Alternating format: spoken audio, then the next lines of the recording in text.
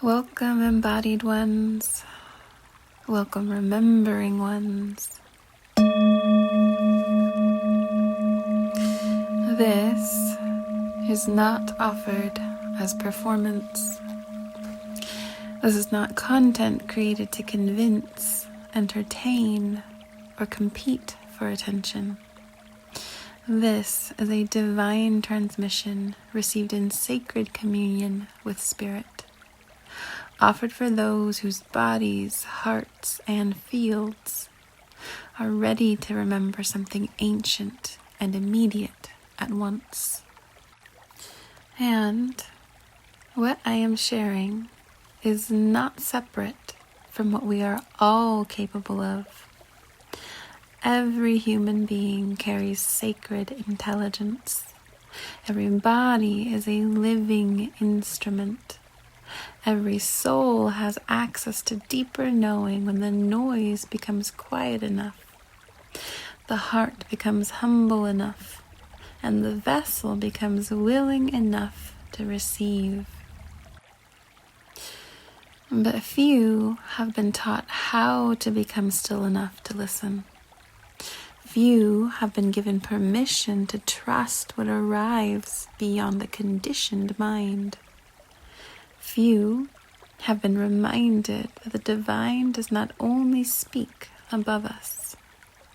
The divine speaks through the body, through the breath, through feeling, through remembrance, through love made conscious.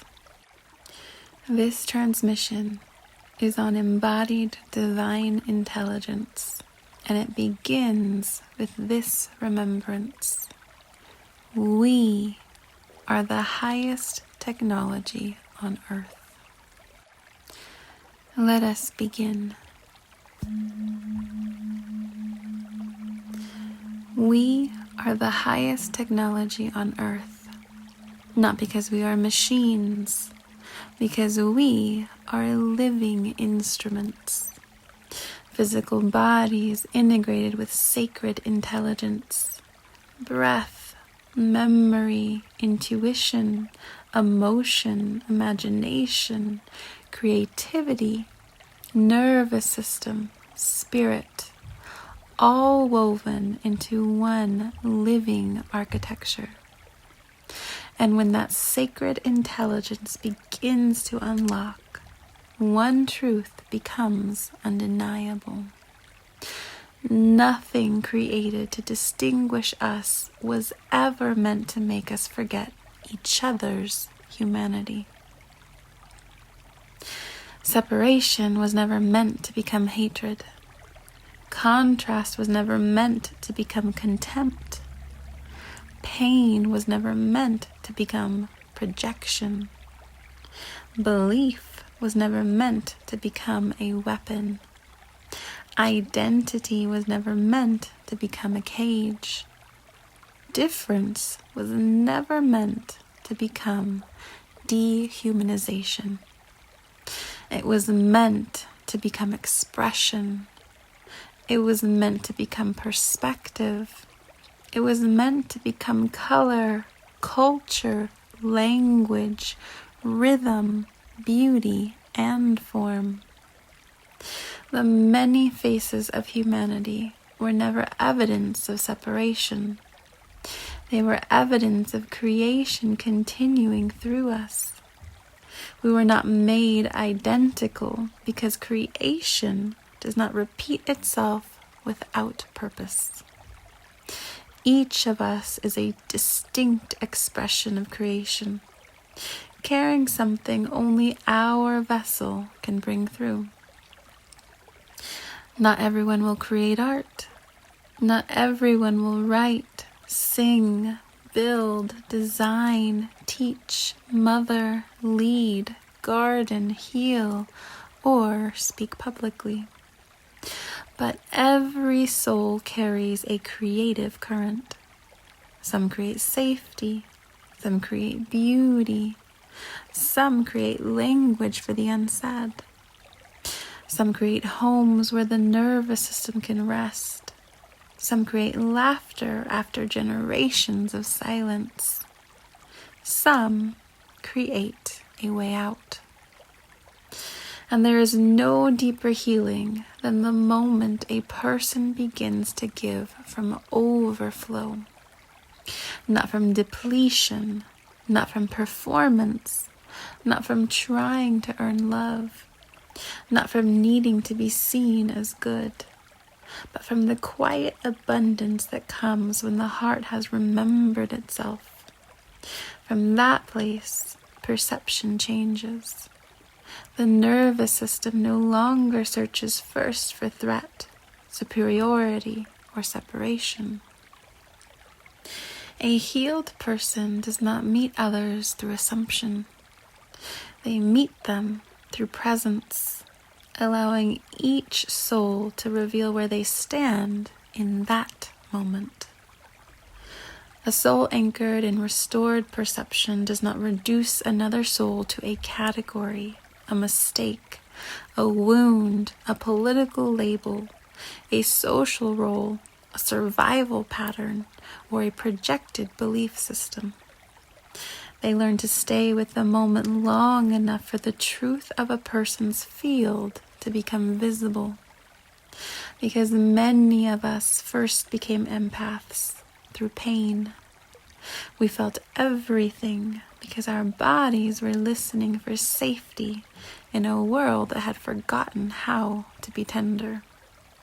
But eventually, through healing, empathy becomes refined. It stops being only hypervigilance dressed as sensitivity. It becomes restored perception, the ability to feel deeply without losing the self who is feeling. Not absorption, not overfunctioning, not rescuing, not losing ourselves in another person's field. Empathy becomes restored perception, the ability to feel deeply without becoming unanchored, the ability to witness pain without becoming pain, the ability to see the child beneath the armor, beneath the grief, the anger, and the longing beneath the distortion. This is what depth of feeling can restore in a healed individual. It returns us to sacred intelligence. And this is why the misuse of technology has been so consequential. Not because technology is evil, but because unconscious participation in artificial systems can train the human instrument away from itself, away from presence, away from silence, away from eye contact, away from true imagination, away from the body, away from the soul, away from the living world. Technology has enslaved many by consent, but not true consent, programmed consent, conditioned consent, engineered consent, through profit models, through social experimentation, through attention capture, through loneliness loops, through comparison architecture, through platforms designed to study, predict, provoke, and monetize the human nervous system. And still, the sacred intelligence within the human being remains greater, because no system can permanently imprison a consciousness that has remembered its own participation. The moment we become aware, the spell begins to loosen. The moment we stop feeding division with our attention, the architecture weakens. The moment we return to creation, embodiment, reverence, and love, the original technology comes back online. The heart clears, the body remembers, the mind becomes spacious, the spirit begins to lead again. And then we understand. We were never here to become more machine-like. We were here to become so fully alive that every tool placed in our hands would have to answer to the consciousness holding it. Technology was never meant to replace the sacred intelligence of the human being. It was meant to be guided by it. We are the sacred technology, and love, when embodied, is not an idea. It is the living intelligence that restores the whole system. This transmission came through divine communion with Spirit. It is not offered as doctrine. It is not offered as a demand for agreement. It is offered as a remembrance, a reflection, an invitation into deeper love. May you receive only what meets your body, heart, and spirit with peace. Let the rest pass gently. If this does not resonate, may your embodiment still be honored. Nothing here needs to be forced, defended against, or understood before its time. If it does resonate, may it meet you with tenderness. May it support what is already awakening within you. May it return you not to certainty as superiority, but to love as remembrance.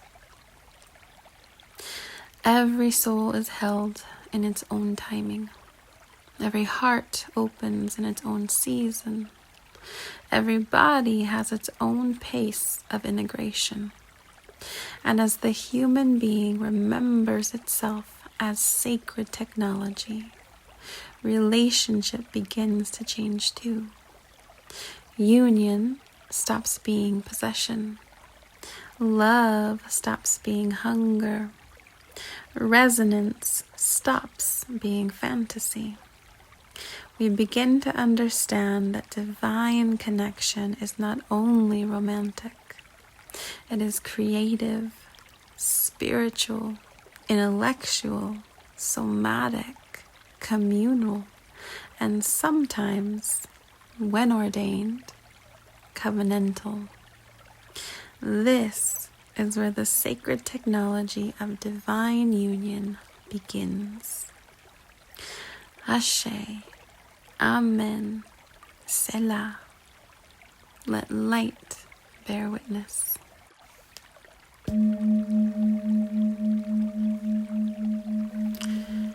For those of you who made it this far, you are not here by accident.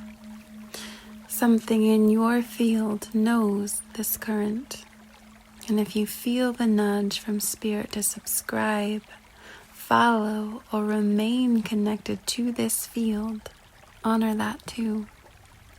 Not every nudge is random. Sometimes Spirit speaks through a quiet pull, a repeated return, a sense of recognition, or the feeling that something here is meant to keep meeting you. There is no pressure here, only invitation. But when the door opens gently, it is up to us to discern with the heart, and when aligned, to walk through. May Spirit continue to lead. May what is meant for you find you clearly. May what is not yours pass in peace. Ashe, Amen, Selah.